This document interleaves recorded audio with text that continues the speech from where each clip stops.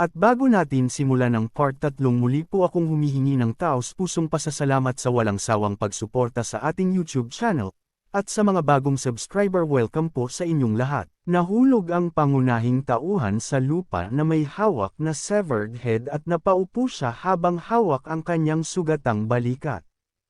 Nag-notify ang system window na natalo ang Noir Snake at ang antas ng pangunahing tauhan ay tumaas mula 10 hanggang 13. Tumingin siya sa status window at nakita na may natitira na lamang siyang 8 happy at nagbigay alam tungkol sa kritikal na kondisyon, na nagrekomenda na siya ay tumakas o magpagaling kaagad. Naisip ng bida na gaya ng inaasahan, siya ay labis na nasaktan mula sa kagat at may 8 HP na lamang. Ang kaliwang bahagi ng kanyang mukha ay puno ng dugo at may ilang gasgas, ngunit inaasahan niya ang ganitong pinsala sa pamamagitan ng pagtaas ng kanyang death stat sa 72 nang maabot ang level 10. Nakakuha siya ng pangalawang pagkakataon para sa kanyang sarili dahil dito. Hanggat mayroon siyang full HP, hindi siya mamamatay sa isang hit sa dungeon na ito. Bukod dito, iniisip ng pangunahing tauhan na natugunan na ang mga kondisyon.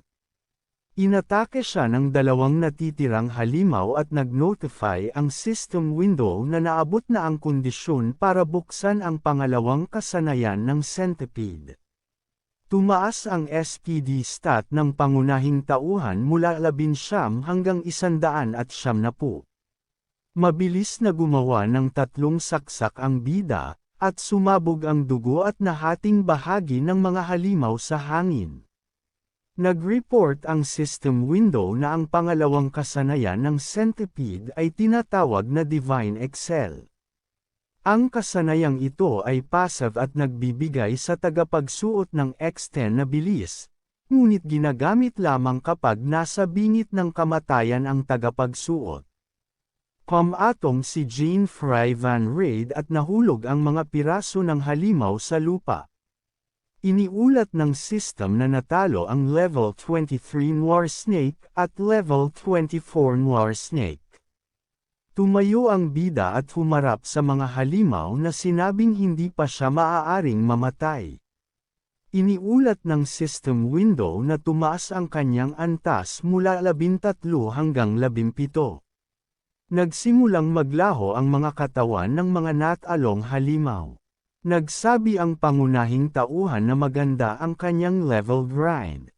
Habang tinitingnan ang kanyang sugatang balikat, iniisip niyang dapat siyang magpagaling. Pero kung ibabalik niya ang kanyang HP ngayon, mawawala ang buff na SPDX10 sa kritikal na estado. Ngumiti siya sa kabila ng kanyang injury at naisip na hindi niya dapat itapon ang SPDX10 na ito. Sa kanyang karanasan at kaalaman, maaari pa rin niyang gawin ito.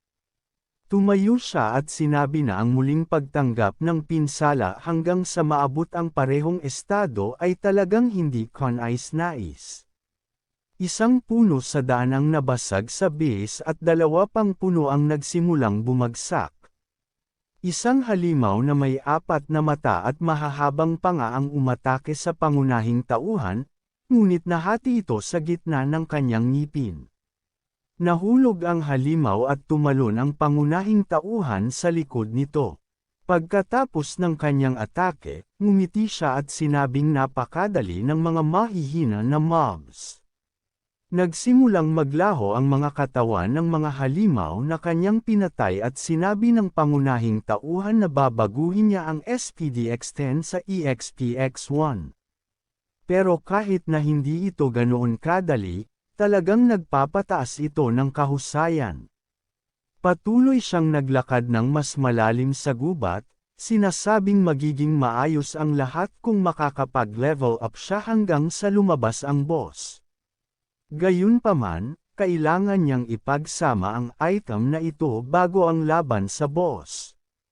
Para dito, kailangan niya ng tubig, thorn grass, strong acidic berry, caterpillar, skull jelly leaves, at sa wakas, fresh blood flow harrier seed. Sa likod niya, lumitaw ang isang halimaw na parang polar bear na may pulang sungay sa noo. Sinabi ng pangunahing tauhan na masyado itong maraming sangkap na kailangan para makabuo ng inumin. Umupo siya sa likod ng polar bear na kanyang napatay at tinawid ang kanyang mga binti habang patuloy na nag-uusap tungkol sa pagkaabala niya sa sobrang pagiging realistiko ng mga developer sa aspeto ng laro. Naaalala ng pangunahing tauhan na keen-hated ang laro dahil dito. Pumikit siya at tumingin sa itaas. Sinabi ni Jean Fry Van Raid na ang kanyang mga reklamo sa bagay na ito ay hindi makakatulong sa kanya. Hindi siya tinulungan, tumayo siya mula sa bear at nagpatuloy sa gubat upang mangolekta ng mga materyales bago niya nakilala ang boss. Isang talon ng tubig ang dumadaloy mula sa mataas na bundok at 2 ibon ang lumilipad sa langit. Nakolekta ng pangunahing tauhan ang sariwang daloy ng dugo at tinak na damo at inilagay ang mga ito sa isang puting napkin. Yumuko siya upang hawakan ang isang bulaklak na may napakabigat na ugat na may hawak na isang asul na berry sa harap niya gamit ang 2 daliri. Sinabi niya na nakakita siya ng isang malakas na maasim na berry. Naisip ng pangunahing tauhan na maayos ang mga bagay habang tinitingnan ang berry. May nagtanong kung ito ba ay Jean Fry. Lumingon si Jean Fry Van Raid upang makita kung sino ang nagsabi nito.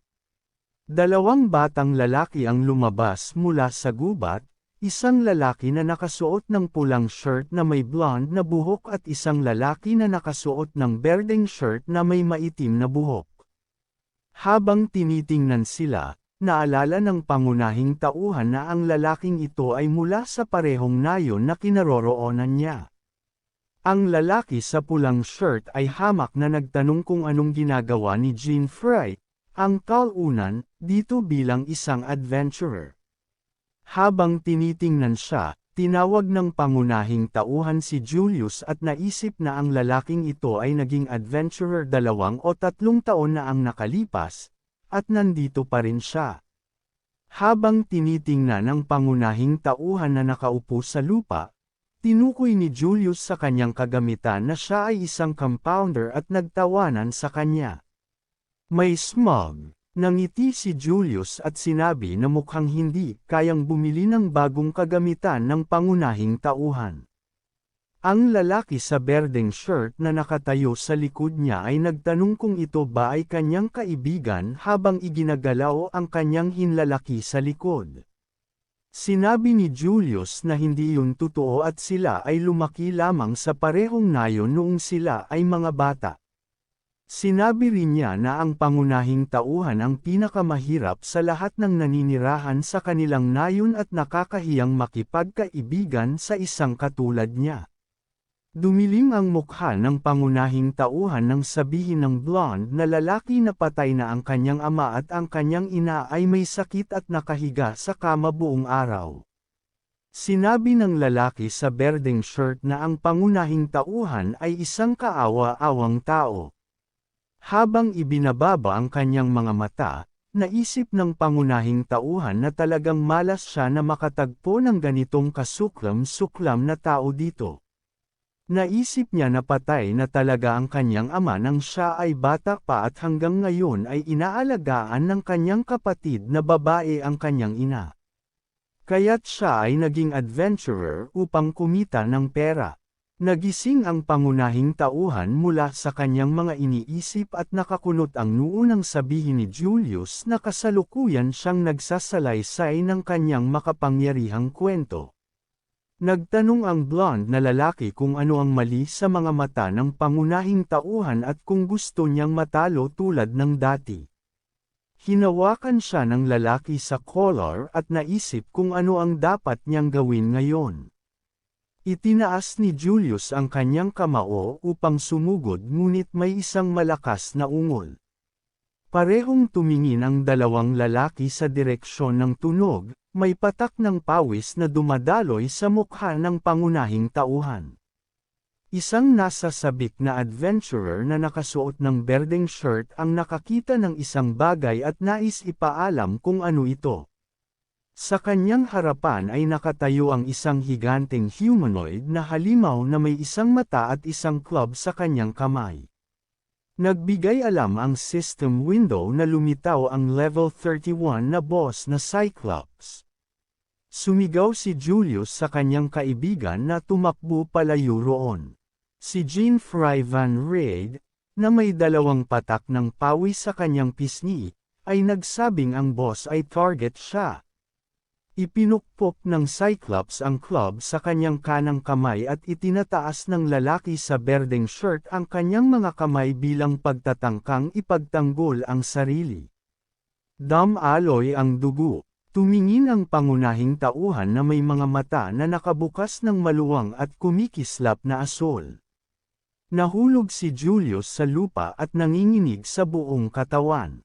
Sa tabi niya ay may mga patak ng sariwang dugo na kumalat sa lupa mula sa pag-atake ng boss. Lumingon ang boss patungo sa pangunahing tauhan. Iniulat ng system window na mayroon siyang one-eyed skill. Nakatingala sa halimaw na papalapit sa kanya, naisip ng pangunahing tauhan na ang pagkakaiba sa kanilang mga level ay napakapanganib, at dahil ang halimaw na ito ay may maraming kamatayan, malamang na hindi makakapagdulot ng pinsala ang mga atake nito. Muling sumugod ang Cyclops gamit ang kanyang club. Tumama ang club sa lupa at nag-iwan ng malalim na dent dito.